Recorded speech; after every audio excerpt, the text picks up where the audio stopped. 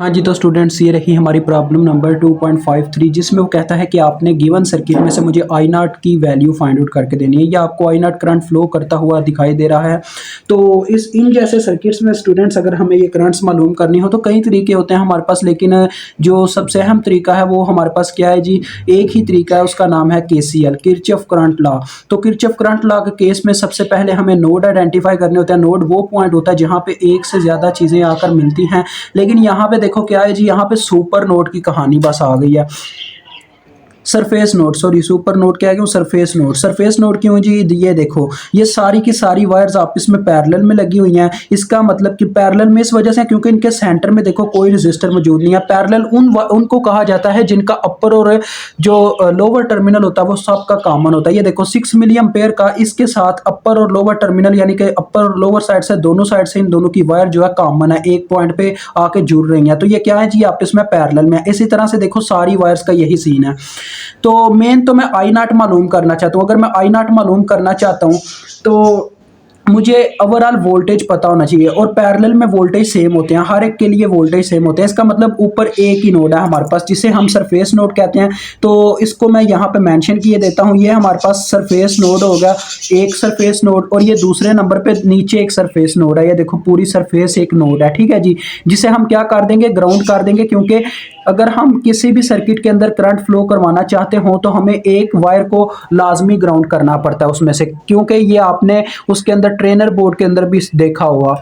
तो नेक्स्ट चलो आज आप सॉल्व करते हैं। देखो स्टूडेंट्स, हमने आई नॉट मालूम करनी है। अगर मैं आई नॉट करंट मालूम करना चाहता हूं तो आपको ये चीज़ तो पता होगी, अकॉर्डिंग टू ओहम्स लॉ अगर हम करंट मालूम करना चाहते हो तो हमारे पास फार्मूला होता है I is equal to V over R. यही होता है ना, वी ओवर आर। आर इसके लिए क्या है, 1 किलो ओहम, और करंट का क्या नाम है, आई नॉट। इसके लिए वोल्टेज क्या होंगे, देखो वोल्टेज वो होंगे जो मैं यहाँ पे मालूम करूंगा, क्योंकि पैरेलल में सबके लिए वोल्टेज सेम है। यहाँ पे जो जितने वोल्टेज आएंगे वो इसके लिए भी उतने ही हैं, उतने इसके लिए है, उतने ही इसके लिए हैं, उतने ही इसके लिए हैं, सबके लिए सेम है। तो लिहाजा उनको क्या नाम दें, V1 चले दे देते हैं, ठीक है जी। ये V1 वोल्टेज है हमारे, इसका मतलब आई नॉट का फार्मूला बनेगा V1/1K। समझ आ गई। अब देखो नेक्स्ट स्टेप हम पता क्या करेंगे, नेक्स्ट स्टेप हमारा केसीएल होता है, लेकिन यहाँ पे पता क्या है, यहाँ पे हमारे पास एक डिपेंडेंट सोर्स भी मौजूद है सर्किट के अंदर। जो डायमंड शेप में होते हैं वो डिपेंडेंट सोर्स होते हैं, और वैसे भी उनकी वैल्यू से पता चलता है। ये देखो ये Vx से मल्टीप्लाई होकर वैल्यू दे रहा है, यानी कि ये Vx की वैल्यू पे डिपेंड कर रहा है ये सोर्स। तो ये यहाँ पे मेंशन है Vx, हमें पहले Vx की वैल्यू फाइंड आउट करनी होगी, यानी कि Vx की क्या वैल्यू बनती है। तो ये Vx है।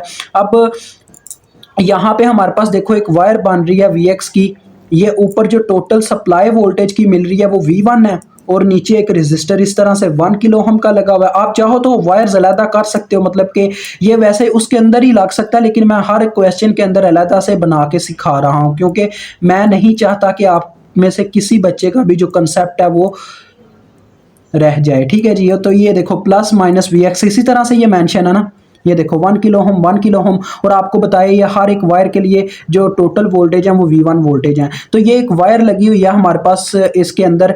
तो Vx आप कैसे मालूम करोगे, देखो आपने वो आम सर्किट तो देखा होगा जो VDR के लिए हम इस्तेमाल करते हैं वोल्टेज डिवीजन रूल के लिए, कि अगर हम Vx यानी इस रजिस्टर के क्रॉस वोल्टेज फाइंड आउट करना चाहते हैं तो उसका क्या फार्मूला होता है, ये देखें Vx इज इक्वल टू उसकी अपनी ब्रांच की रेजिस्टेंस ऊपर आएगी, जिस मतलब कि उस रजिस्टर की रेजिस्टेंस ऊपर आएगी जिसके क्रॉस आप वोल्टेज फाइंड आउट करना चाहते हो, बटे में आएंगी टोटल रेजिस्टेंस जितने भी उस सर्किट के अंदर मौजूद हैं। उस हमारे पास तो इस वक्त वायर है ना, तो ये भी एक सर्किट ही है वैसे, क्योंकि ये ग्राउंड का मतलब यही है, ये इसके नेगेटिव टर्मिनल से कनेक्ट है। तो लिहाजा देखो V1 हमारे पास 1 किलो ओम इसकी अपनी रेजिस्टेंस होगी, और 1 इसकी दूसरी रेजिस्टेंस होगी, तो ये टोटल रेजिस्टेंस होगी मल्टीप्लाई बाय सप्लाइड वोल्टेज होता है, ये फार्मूला टोटल होता है। तो सप्लाई इसको क्या मिल रही है V1, यानी कि सप्लाई या टोटल वोल्टेज दो कह लें कि दो लिहाज से बयान किया जाता होता है। तो सप्लाई भी से कहा जा सकता है क्योंकि ये सप्लाई ही मिल रही है, क्योंकि ये V1 का देखो ना थोड़ा सा हिस्सा है। और अब नेक्स्ट अगर आपको बात करूं, अब यहाँ पे ज़रा गौर कीजिए, Vx क्या आ जाएगा 1/2K, मतलब कि 1K/2K, K से कैंसिल हो गया, 1/2 क्या होता है 0.5, यानी कि Vx बराबर है 0.5 टाइम्स ऑफ V1। ठीक हो गया जी। अब ये हमें वैल्यू मिल गई है ना, अब हम KCL अप्लाई कर सकते हैं इजीली। अब अप्लाई करेंगे KCL, जो आपने अपना सरफेस नोड लिया हुआ है उस पर apply KCL eight node 1। Students KCL का मतलब होता है किरचॉफ करंट लॉ। हमें यानी कि इस नोड के अंदर जितनी भी वायर्स आ रही हैं, क्योंकि ओवरऑल ही वायर्स आ रही हैं, सरफेस नोड है, इस वजह से हर एक वायर की करंट लिखनी होगी। और अगर किसी वायर की हमें करंट मालूम ना हो तो हम वहां पे ओहम्स लॉ इस्तेमाल कर सकते हैं। जैसे इसका फार्मूला था वी ओवर आर, यानी कि वोल्टेज ओवर रेजिस्टेंस आपने लिख देनी है उस वायर के लिए, इज इक्वल टू। अब ये सेंटर में मैंने इज इक्वल टू इस वजह से लिखा क्योंकि इसमें एंटरिंग करंट और लिविंग करंट का भी एक कंसेप्ट होता है। तो देखो हम इस वायर से स्टार्ट करते हैं। अब ये जो वायर है इसकी जो करंट है स्टूडेंट्स, ये एंटर कर रही है नोड के अंदर, सरफेस नोड की जानिब आ रही है, ये एंटरिंग करंट है। तो एंटरिंग करंट को हमेशा हम राइट हैंड साइड पे इज इक्वल टू की राइट हैंड साइड पे पॉजिटिव लिखते हैं, लिविंग को आपने नेगेटिव लिखना है इस साइड पे। ठीक है, समझ रहे हो मेरी बात को। अब इस वायर की करंट की बात करूं तो अब इस वायर की जो करंट है वो दो तरह से लिखी जा सकती है। एक तो आई नॉट मैं डायरेक्ट लिख दूं क्योंकि ये एक लिविंग करंट है, उसको मैं यहाँ पे नेगेटिव लिख सकता हूँ क्योंकि लिविंग करंट को इस साइड पे नेगेटिव लिखते हैं। तो मैं आई नॉट तो लिखूंगा नहीं क्योंकि वो मुझे मालूम ही नहीं है। अब मैं उसको क्या लिखूंगा जी, ओहम्स लॉ की मदद से लिख दूंगा। देखो वोल्टेज ओवर रेजिस्टेंस आ जाएगा V1 ओवर 1K। ठीक हो गया, ये इसका आ गया, इस वायर की करंट आ गई। अब इस वायर की करंट की बात करूं तो ये देखो, ये एक एंटरिंग करंट है, एंटर कर रही है नोड के अंदर। तो एंटरिंग करंट को मैंने पहले भी बताया क्या करना है, जिस साइड पे आपने पॉजिटिव लिखना है। अब नेक्स्ट वायर की बात करो, इस वायर की बात करें तो इस वायर की भी देखो मुझे करंट मालूम नहीं है, तो इसका क्या फार्मूला होगा, total voltage over total resistance. तो ये फार्मूला आ जाएगा V1 ओवर टोटल रेजिस्टेंस क्या बनती है, ये देखो दोनों सीरीज में लगे हुए हैं, 1K प्लस 1K आ जाएगा, समझ गए। अब नेक्स्ट देखो लास्ट वायर रह गई है। अब ये एक लिविंग करंट है, बाहर जा रही है, जो कि 2 मिली एम्पेयर, आपको नज़र नहीं आ रही है, थोड़ा नीचे है, ये देखो ये 2 मिली एम्पेयर है। ठीक है जी, तो ये एक लिविंग करंट है। लिविंग करंट को मैंने आपको बताया कि इस साइड पे क्या करते हैं, नेगेटिव लिखते हैं, 2 मिली। ठीक हो गया, ये आपका फार्मूला आ गया।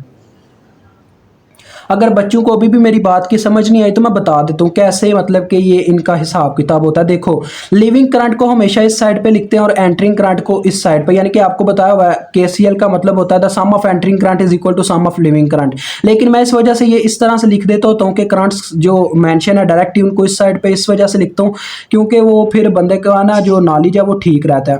अब मैं आपको ये बात बताता हूँ, ये देखो ये सारे आप इधर लिविंग करंट्स है ना, उधर एंटरिंग करंट है। तो देखो लिविंग करंट ये कैसे लिविंग करंट हुई है V1 ओवर 1K, क्योंकि ये देखो आई नॉट बाहर जा रही थी, इसी वजह से इसकी इक्वेशन बनी V1 ओवर 1K। इसके अंदर भी एक करंट ही फ्लो हुआ जो नीचे यानी कि लिविंग हुआ, इसमें से लीव करके गया, इस वजह से ये लिविंग करंट इस साइड पे पॉजिटिव फॉर्म में लिखी गई। अब ये भी एक लिविंग करंट थी, इसको मैं चाहता तो इस साइड पे प्लस 2 मिली लिख सकता था, लेकिन देखो वो स्टेप छोड़ के मैंने डायरेक्ट प्लस 2 मिली, समझ लें उस स्टेप को छोड़ के डायरेक्ट उसको दूसरी जानिब माइनस 2 मिली करवा दिया, बस इतना सा सीन है।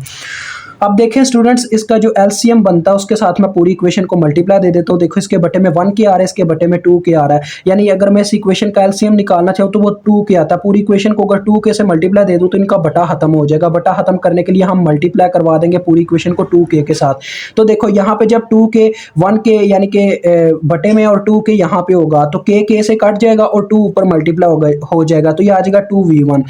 अब चाहो तो दूसरे तरह से भी कर लीजिएगा, मतलब कि एलसीएम लेके और बाद में वो लंबा प्रोसीजर, वो मुझे अच्छा नहीं लगता। अब इसके बटे में टोटली 2K है, 2K से जब मल्टीप्लाई होगा तो पूरे का पूरा काट जाएगा, सिर्फ V1 रह जाएगा। क्योंकि 2K से हम पूरी इक्वेशन को मल्टीप्लाई दे रहे हैं, इस पूरी इक्वेशन को 2K से मल्टीप्लाई दे रहे हैं। यहाँ पे जब 2K मल्टीप्लाई होगा तो 6 बार 12 आ जाएगा और मिली और किलो आपस में कैंसिल हो जाएंगे, ठीक है। और यहाँ पे जब इसके साथ 2K मल्टीप्लाई होगा, K से कट गया और जो 2 है वो इस 2 से मल्टीप्लाई हो जाएगा, तो 2 2s आर 4 होता है, 4Vx। अब Vx की वैल्यू पुट कर दे तो जो ऊपर हमने निकाली थी 0.5 V1, ठीक है जी। और -2 मिली है। अब देखो -2 मिली लिखा हुआ है, इसके साथ जब 2 के मल्टीप्लाई होगा तो 2 2s आर 4 हो जाएगा और किलो और मिली कैंसिल हो जाएंगे, यानी कि आ जाएगा -4। बस इतनी सी कहानी थी। तो देखो ये जब इसके साथ मल्टीप्लाई हो जाता है तो ये आ जाता होता है 2V1, ठीक है। 2V1 उधर जाके -2V1 होगा तो -2V1 -2V1 वो तो आपस में कैंसिल हो जाएंगे और सिर्फ V1 रह जाएगा, ठीक है।